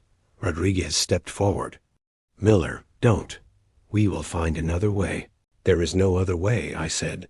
I holstered my gun. I looked at Elias. He was kneeling on the ground, sobbing, reaching out toward his daughter, who stood just a few feet away, but might as well have been on another planet. I thought about Thorne's words. "You sacrifice yourself, not your body. Your soul." I thought about the monitor, the version of me leading the travelers, the monster I would become. And I thought about the newspaper in Marcus Lyle's grave. Oakhaven destroyed. I had a choice. Walk away and let 5,000 people die, or step through the door and become something worse than death. I made my choice. I took a step toward the light. And then something impossible happened. Elias Harlow stood up. He walked past me, past Rodriguez, past Rebecca, and he stepped through the crack. The light swallowed him whole. Rebecca screamed. It was the first real emotion I had seen from her. "No, Father, no." The older Miller's eyes widened. "What is he doing?" The light began to pulse. The crack started to shrink. And from inside the frequency, I heard Elias Harlow's voice, calm, peaceful. "I have got you, baby," he said. "Daddy's got you. You can rest now." Rebecca fell to her knees. The crystalline structure in her eyes began to crack, fracture, and for the first time in 50 years, tears rolled down her face. "Daddy?" she whispered. Her voice was small, childlike, human. The crack sealed shut with a sound like thunder. The travelers vanished. The older Miller vanished. And Rebecca Harlow collapsed in the driveway, sobbing. Rebecca collapsed in my arms. She was shaking, her body racked with sobs. For a moment, she felt like a normal 15-year-old girl, fragile, terrified, human. But when I looked into her eyes, I saw the truth. The crystalline structure was still there, faint but present, shimmering beneath the surface like ice on a frozen lake. "He is gone," she whispered. "My father is gone." "He saved you," I said, holding her tightly. "He took your place." "I know," Rebecca said. Her voice cracked. I felt him step into the frequency. I felt his mind connect to the system. And I felt him push me out. Rodriguez knelt beside us. "Is the door closed?" she asked. "Are the travelers gone?" Rebecca nodded slowly. "For now, my father is holding the barrier. But he won't last as long as I did. He is not compatible. His neural pathways are too rigid, too old. The frequency will burn him out in a year, maybe less." "A year?" I repeated. "You held it for 50. I was young," Rebecca said. "My brain was still developing, still plastic. The frequency molded me, changed me. But my father, he is fixed, set. The frequency can't reshape him. It can only consume him." I felt a cold dread settle in my chest. "So what happens in a year?" Rebecca looked at me. Her eyes were ancient and sad. The same thing that was going to happen today. A barrier fails. The energy discharges. And the travelers cross over. "Then we have to get him out," Rodriguez said. "We have to pull him back before it is too late." "We can't," Rebecca said flatly. "Once you are in the frequency, you can't leave unless someone takes your place. That is the rule. That is the law. Then we find another compatible person," I said. "Someone young, someone whose brain can adapt." Rebecca stared at me. "You want to sacrifice another child?" The words hit me like a slap. "No. That is what Thorne did," Rebecca said, her voice rising. "He experimented on children. Timothy, Sarah, Marcus, me. He destroyed us because he thought the frequency was more important than our lives. Are you going to do the same thing?" I had no answer. Rodriguez stood up. "There has to be another way. Some kind of technology. Some kind of shield."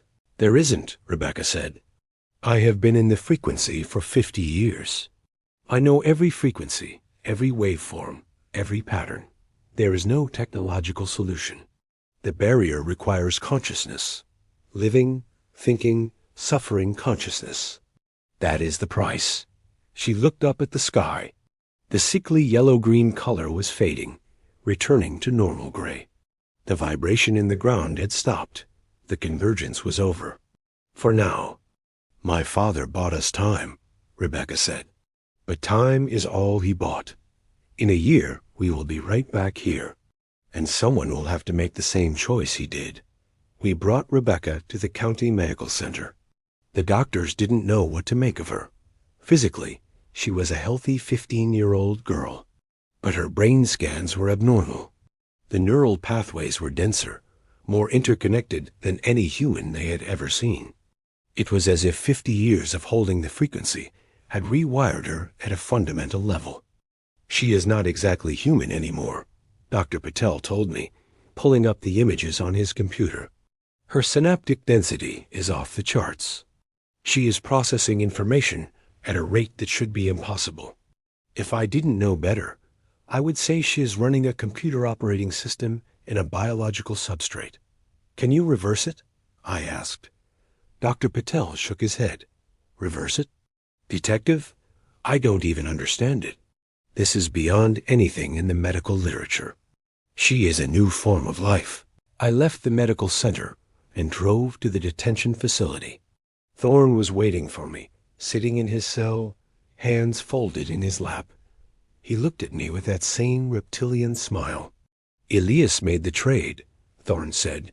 It wasn't a question. I felt the frequency shift. The signature changed. From complex to simple. From young to old. He has a year, I said. Maybe less, and then it fails. Thorne nodded. I warned you. The system requires a compatible host. Elias is not compatible. He is a stopgap measure. A bandage on a bullet wound. Then help us, I said. You built this nightmare. You know how it works. Tell us how to shut it down permanently. Thorne was silent for a long moment. Then he spoke, his voice barely above a whisper. There is one way, but you won't like it. Try me. Collapse the frequency entirely, Thorne said. Not just close the barrier. Destroy it. Shatter the connection between our world and theirs. And how do we do that? Thorne leaned forward.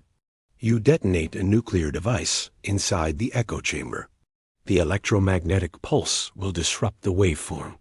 The barrier will collapse. The rift will seal. Permanently. I stared at him. A nuclear device. You want us to nuke the Harlow property. It doesn't have to be large, Thorne said. A tactical nuke. 1 kiloton. Maybe 2. Just enough to scramble the frequency. The radiation will be localized. Minimal fallout. And it will solve the problem forever. And what about Elias? I asked. He is still in the frequency. If we collapse it, he dies. Thorne met my gaze. Yes, he does. That is the price. 1 life to save thousands. I turned and walked out of the cell. My hands were shaking. I wanted to scream. I wanted to punch something. But instead, I just kept walking. That night, I sat in my apartment, staring at the wall. I couldn't sleep. Every time I closed my eyes, I saw Elias Harlow stepping into the light. I saw his face, calm, peaceful, resigned. He knew what he was doing. He knew he was trading his life for his daughter's. And he did it without hesitation. Could I do the same? Could I give the order to detonate a bomb that would kill a man who had just saved us all? My phone buzzed. It was Rodriguez. Miller, you need to see this, she said. Her voice was tight. Scared. What is it? The other graves, Timothy, Sarah, Marcus, their bodies are gone. I sat up. Gone? How? I don't know, Rodriguez said. We had them in the forensics lab, sealed in containment. The room was locked. No one went in or out. But when we checked this morning, the tables were empty. No bodies. No traces. Gone. I felt my blood run cold. Send me the security footage. 10 minutes later, the video file arrived on my phone. I watched it frame by frame. The camera showed the 3 bodies lying on metal tables. They were perfectly still. The timestamp ticked forward. Midnight, 1 a.m., 2 a.m., and then at 3:47 a.m., something happened. The lights in the lab flickered. The camera feed distorted, filled with static. And when the image cleared, the bodies were sitting up, not moving naturally. Not like people waking from sleep. They sat up in perfect synchronization, as if controlled by a single puppeteer. Timothy Aldrich, Sarah Wren, Marcus Lyle. Their eyes were open, glowing faintly. The crystalline structure was fully visible now, pulsing with light. And then they stood, in unison. They turned toward the camera. They looked directly at the lens, and they smiled. The feed cut to black. When it resumed 10 seconds later, the room was empty. I called Rodriguez. "Where are they now?" "We don't know," she said. "We have units searching the county." "But Miller, there is something else." We analyzed the audio from the security feed. There was a sound. Right before they woke up. "What kind of sound?" "A hum," Rodriguez said. "The same hum from the tape, the same frequency." I closed my eyes. "They are being called. The travelers are calling them." "Called where?" "Back to the barrier," I said. "They are going back to the Harlow property." We mobilized every officer in the county. We set up roadblocks. We flew helicopters with thermal imaging. But it didn't matter. Timothy, Sarah, and Marcus moved through the woods like ghosts. They didn't run. They didn't hide. They just walked, steadily, inexorably, toward the Harlow property. We found Timothy first. He was standing at the edge of the driveway, exactly where Rebecca had appeared. His eyes were glowing. His lips were moving, but no sound came out. "Timothy," I called out. "Can you hear me?" He turned. His face was expressionless, empty, and then he spoke. But it wasn't his voice. It was layered, distorted, multiple voices speaking in unison. "The door is weakening," he said. "The old man cannot hold it. We are coming through." "Who are you?"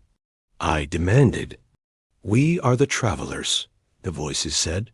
"We are the architects of the frequency, and we are reclaiming what was stolen from us." "What was stolen?" I asked. Timothy tilted his head. "Consciousness. You call it life. We call it signal. And your species has been broadcasting on our frequency for too long. It is time to tune you out." He raised his hand. The air around him began to shimmer. And then Sarah and Marcus stepped out of the trees. They stood on either side of Timothy, forming a triangle. And in the center of that triangle, the air began to crack. The rift was opening again. But this time, it wasn't Rebecca holding it shut. This time, the travelers were opening it from the inside. "Miller, what do we do?" Rodriguez shouted. I pulled out my phone. I dialed Thorne. "Do it," I said when he answered. "Give the order. Detonate the device." "There is no device, Detective," Thorne said calmly. I was bluffing. There is no nuke, no bomb, no easy solution. I felt my world collapse. "What?" "I wanted to see if you would make the choice," Thorne said. "If you would sacrifice Elias to save the town." "And you would. That is good. That means you understand. There are no heroes in this story, Miller. Only survivors." I hung up. My hands were shaking. The rift was widening. The travelers were coming through, and I had no plan, no weapon, no solution. And then Rebecca stepped forward.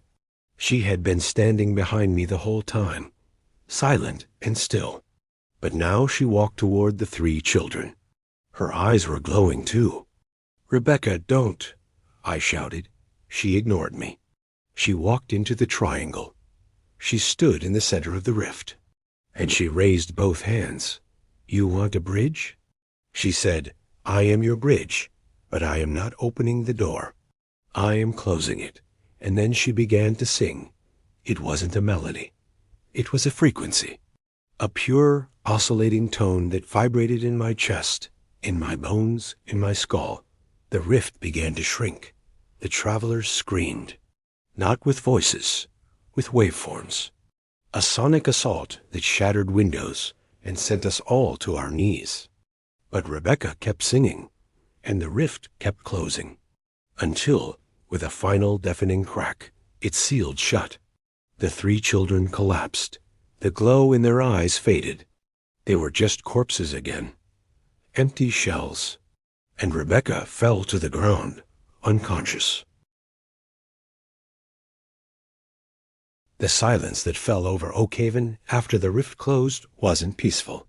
It was heavy, oppressive. It felt like the air had been sucked out of the room, leaving a vacuum that pressed against your eardrums. Rebecca was unconscious. We rushed her back to the hospital, where Dr. Patel hooked her up to every monitor he had. Her brain activity was erratic spikes of intense energy, followed by flatlines that lasted terrifyingly long seconds. "She is dreaming," Patel said, staring at the readouts. "But not like us. Her brain is cycling through patterns I have never seen. It looks like ... code, like she is rewriting her own operating system." "Will she wake up?" I asked. "I don't know," Patel admitted. "Whatever she did out there, that song, that frequency, it drained her. She used every ounce of energy she had to close that door." I left Rebecca's room and walked down the hallway. The hospital was eerily quiet. Nurses moved like sleepwalkers. Doctors stared at their charts with blank expressions. I stopped at the nurses' station. "Is everything okay?" I asked a young nurse named Sarah. She looked up at me. Her eyes were glazed. "Of course, Detective. Why wouldn't it be?" "It is Founder's Day tomorrow." I frowned.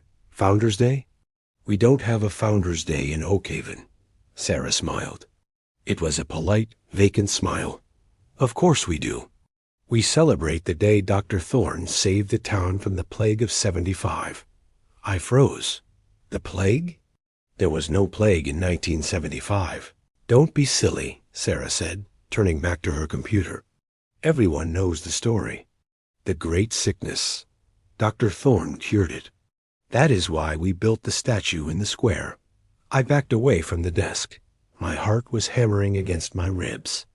I ran out of the hospital and drove to the town square. There, in the center of the park, where the old gazebo used to be, stood a statue. It was massive, bronze, 10 feet tall. It depicted Dr. Aries Thorne. He was holding a child in his arms, Rebecca Harlow. And the plaque at the base read, "Drive, Aries Thorne Savior of Oakhaven 1975. I stared at it. This statue hadn't been here yesterday. It hadn't been here 3 hours ago. I looked around. The town looked different, subtly wrong.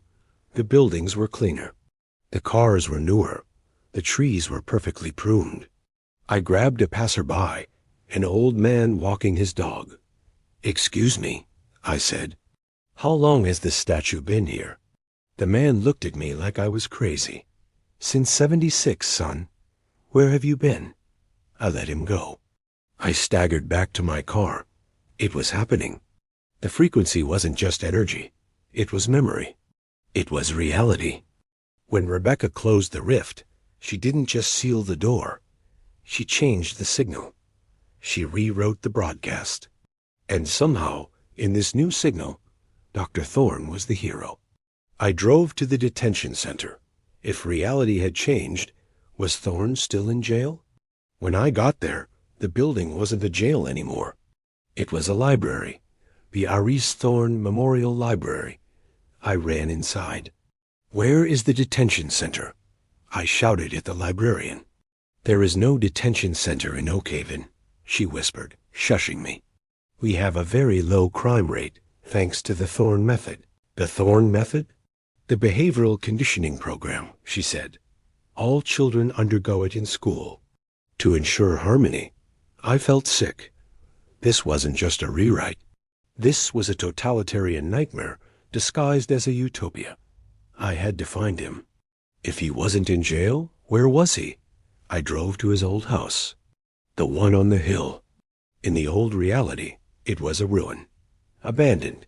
In this reality, it was a palace. Pristine white columns. Manicured lawns. I banged on the door. It opened. And there he was. Dr. Aries Thorne, 92 years old, wearing a silk suit, holding a glass of wine. He looked at me, and he smiled. Not the reptilian smile of the prisoner, but the benevolent smile of a god. "Hello, Detective," he said. "Or should I say, Mr. Miller?" You are not a detective in this timeline. You are a history teacher. You did this, I snarled, pushing past him into the foyer. You used Rebecca. You made her rewrite the world. I didn't make her do anything, Thorne said, closing the door behind me. She did this instinctively. She closed the rift, yes, but to do that, she had to harmonize the frequency. She had to remove the dissonance. And the dissonance detective was pain. He walked into the living room and sat in a leather armchair. She erased the trauma. She erased the kidnappings. She erased the fear. And in doing so, she created a world where those things never happened. A world where I cured a plague instead of causing one. But it is a lie, I shouted. None of this is real. What is real? Thorne asked. Is a memory real if everyone shares it? Is history real if it is written in stone? Look around you, Miller. The town is happy. The people are safe. There is no crime, no suffering. Isn't that what you wanted? Not like this, I said. Not by brainwashing everyone. Not by erasing the truth. The truth is a frequency, Thorne said. And we just changed the channel. I remember, I said. Why do I remember? Thorne sipped his wine. Because you are the anomaly. You and I, we are the only ones who have been exposed to the raw frequency for 50 years. You with your tape. Me with my machines. Our minds are hardened, shielded. We are the only witnesses left. I will fix it, I said. I will wake Rebecca up. I will make her put it back. You can't, Thorne said. She is the anchor of this new reality. If she wakes up, if she breaks the harmonization, this world collapses. And not just back to the way it was. It collapses into chaos. The travelers will return instantly. So we are trapped, I said. Trapped in your perfect little world? It is not a trap, Thorne said softly. It is a sanctuary. I looked at him. I hated him more than I had ever hated anything. But he was right. The town was safe. Elias Harlow was probably alive in this reality. Maybe even happy? Was I the monster for wanting to destroy it? I turned to leave. Wait, Thorne said. I stopped. There is one thing you should know, he said. About the anomaly. What? Rebecca didn't just rewrite the past, Thorne said. She rewrote the future too. In this timeline, there is no explosion. No convergence. The cycle is broken. That is good, isn't it? It would be, Thorne said, if the travelers weren't still watching. He stood up and walked to a painting on the wall. He pulled it aside to reveal a safe. He spun the dial and opened it. Inside was a gun, not a normal gun. It looked like the device I had seen in the older Miller's hand on the monitor. Strange metal, glowing veins of light. What is that? I asked. A failsafe, Thorne said. I built it in the other timeline. It seems it followed me here. It is a frequency disruptor. It fires a concentrated pulse of anti-resonance. He handed it to me. It was heavy, cold. Why are you giving me this? Because, Thorne said, Rebecca's harmonization is imperfect. She is leaking. Leaking? Her subconscious is bleeding through, Thorne explained. The travelers are finding cracks in this new reality. They are starting to seep in. Not as invaders, but as glitches. Shadows in the corner of your eye, Thorne said. Voices in the static. They are testing the walls. And eventually, they will break through. And when they do, they won't be polite invaders. They will be angry. So what do I do with this? I asked, holding the weapon. You have a choice, Miller, Thorne said. You can live in this lie for as long as it lasts. A year, maybe 10, until the travelers tear it down. Or you can go to the hospital, Thorne said. You can aim this device at Rebecca's head, and you can pull the trigger. Kill her? I stepped back. You want me to kill her? Not kill, Thorne corrected. Reset. The pulse will shatter her connection to the frequency. It will destroy this false reality. It will bring back the old world, the pain, the trauma, the impending explosion. And then? And then, Thorne said, you have exactly 4 minutes to get Elias Harlow out of the frequency before the convergence destroys Oakhaven. I stared at the gun. So it is either this fake paradise that eventually fails, I said, or the real world that explodes in 4 minutes. Precisely, Thorne said. The lie or the truth, comfort or chaos. Which do you choose, history teacher? I looked at him one last time. I am a detective, I said. I turned and walked out the door. I drove to the hospital. The sun was shining. Birds were singing not real birds, digital chirps. I could hear it now, the artificiality of it, the hum beneath the silence. I walked into Rebecca's room. She was lying there, peaceful, dreaming her perfect dream. I raised the device. I aimed it at her forehead. Her eyes snapped open. They weren't crystalline anymore. They were black, void black, and she spoke. "Don't do it, Miller," she said. Her voice was a chorus of thousands. "If you break this world, you break us." "Us?" I asked. "The travelers," she said. "We like this world. We like the order. We like the peace. We are not invading, detective. We have already moved in."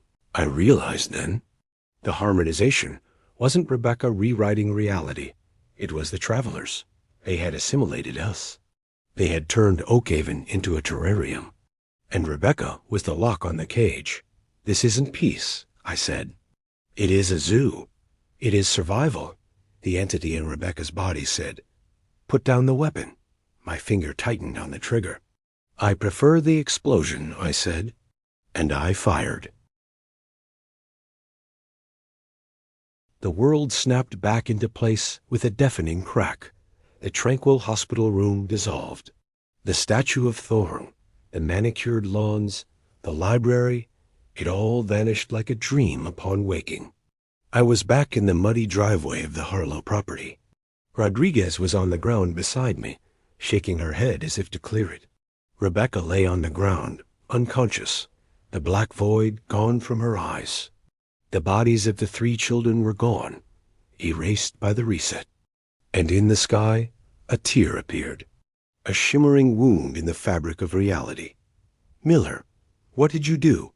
Rodriguez shouted, scrambling to her feet. "I chose the truth," I said, my voice hoarse. "And the truth is coming for us." My watch beeped. I had set a timer. 4 minutes. The tear in the sky widened. The hum returned, a deep, earth-shaking vibration that rattled my bones. Through the rift, I could see the travelers. Thousands of them, waiting. And in front of them, I could see a faint, flickering light. Elias. He was the dam holding back the flood. And the dam was breaking. Thorne lied. I yelled over the noise. "There is no nuke. There is no fail-safe. There is only us." "Then we are dead," Rodriguez said, her face grim. I looked at Rebecca. She was stirring, moaning softly. Her eyes fluttered open. "Rebecca," I said, kneeling beside her, "can you hear me?" She nodded weakly. The travelers ... They were inside my head. They built a cage around my mind. "I know," I said. "But I need you now. I need you to sing. Can you sing? Can you close the rift like you did before?" Rebecca shook her head. "I can't. I used everything I had, and they are stronger now. They know the frequency. They are using the frequency." The ground shook violently.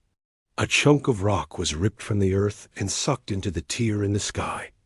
3 minutes, I shouted. I looked at the bunker.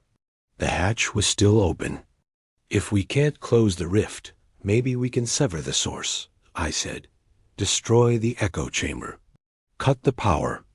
"It is a frequency, Miller," Rodriguez argued.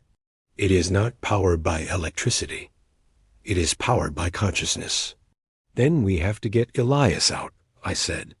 "Rebecca, if we pull him out, will the rift close?" "No," she said, her voice filled with despair. "If you pull him out, the dam breaks instantly. The explosion will happen, so we are trapped," I said. "Either we let the travelers in, or we all blow up." I looked at the rift, at Elias, a flickering candle in a hurricane, and at the army of beings behind him. Then I looked at the old, abandoned house, the Harlow house, the place where it all began, and an idea hit me. An insane, impossible idea. "The frequency needs a host," I said, "a biological consciousness." "But what if it isn't human?" Rodriguez stared at me. "What are you talking about?" "The house," I said. "This land. The trees. Thorne said he felt the frequency in the trees. Elias said he heard it. What if the host isn't a person? What if it is the land itself?" "That is crazy," Rodriguez said. "Is it?" I asked. "Thorne built his machine here for a reason. He said this place was special. A natural focal point for the frequency. So what are you proposing?" "We give the travelers what they want," I said. "We give them a host, a signal to broadcast on, but not us, not people. We give them a tree." I ran toward the woods. "Miller, wait!" Rodriguez shouted, following me. I ignored her. I found what I was looking for. A massive Douglas fir, the oldest tree on the property. The one with the piece of tape stuck to it all those years ago. "The echo chamber amplifies the frequency," I said, thinking aloud. "It focuses it. But what if we can redirect it? Rebecca, can you change the broadcast?" Rebecca was on her feet now, leaning on Rodriguez for support. "I can try," she said. "I can sing the frequency of the tree. I can make it the new anchor." "But the travelers want a human host," Rodriguez said. "They want a complex consciousness," Rebecca corrected. "And what is more complex than a forest? A network of roots, of branches, of life, all connected. It is a biological supercomputer." "2 minutes," I yelled. I ran back to the bunker. I climbed down the ladder. The machines were humming, the monitors flickering with images of the rift. "Rebecca," I shouted into the microphone. "On my mark. Rodriguez, get her away from here." I looked at the console. The master lever. The one that activated the main broadcast. Thorne had said pulling it would send a human host into the frequency. But what if I rerouted the signal first? I ripped a panel off the side of the console. Wires, circuits. It was a mess of analog technology I didn't understand. But I saw one thing that made sense. A thick, insulated cable that ran from the main power unit to a focusing lens aimed at the chair in the center of the room. The chair where I was supposed to sit. I pulled out my gun. I aimed at the cable. "1 minute. Rebecca now," I screamed. "Sing." I heard her voice through the speakers. A clear, pure tone. The frequency of the forest. The song of the earth. The monitors flickered. The image of the rift wavered. I fired my gun. The bullet severed the cable. Sparks flew. The focusing lens went dark. The energy had nowhere to go. It overloaded the console. The machines began to scream, a high-pitched whine that felt like it was tearing my brain apart. I scrambled up the ladder just as the first console exploded. I threw myself out of the hatch and onto the muddy ground. The hum was gone. The ground was still, but the rift was still there. It was collapsing in on itself, but slowly, too slowly. "It is not enough," Rebecca cried. "The connection to my father is still open. He is still the anchor." I looked at the rift. I could see him clearly now. Elias. His phone was almost gone, dissolved into pure energy. But I could still feel him, his love, his sacrifice. "I am not leaving you." I heard his voice in my head. I looked at Rebecca. She was crying. "I love you, Daddy," she whispered. And then she did something I never expected. She walked toward the rift. "Rebecca, no!" I shouted. But she didn't stop. She walked to the edge of the tier in reality. She reached out her hand, and she touched it. A wave of pure white light erupted from her hand. It shot into the rift, and I heard a sound, a single perfect note, a harmony. She wasn't closing the rift. She wasn't fighting it. She was joining it. She was harmonizing her own frequency with her father's. What is she doing? Rodriguez asked, her voice filled with awe. She is taking him home, I said. The rift pulsed. And then it began to change. It was no longer a tear, no longer a wound. It became a window. Through it, I could see a place that wasn't here. A forest made of light. And walking through that forest, hand in hand, were a father and his daughter. Elias Harlow and Rebecca Harlow, together again. They turned. They looked at us, and they smiled. And then the window faded. The sky returned to normal. The birds started singing again. Real birds this time. It was over. We never saw them again. Rebecca, Elias, the travelers. They were gone. Dr. Thorne died in his bed 2 weeks later. He left me a note. One sentence. You chose the third option, detective. I am impressed. The town of Oakhaven slowly returned to normal. People forgot. The fear faded. Life went on. The story of Rebecca Harlow became a local legend. A ghost story told around campfires. But I never forgot. I still have the 3-inch strip of magnetic tape. Sometimes, late at night, when the world is quiet, I play it. And I listen to the hum. It is different now. It is not the cold, mechanical sound of the echo chamber. It is something else. Something organic. Something peaceful. It is the sound of a forest made of light. I don't know what happened to Rebecca and Elias. I don't know if they are alive or dead or something in between. But I know they are together. And I know they are at peace. And sometimes, when the wind blows through the trees on the old Harlow property, I can almost hear them singing. A father and a daughter. A single perfect harmony. A frequency of love that is stronger than any machine, stronger than any monster, stronger than time itself.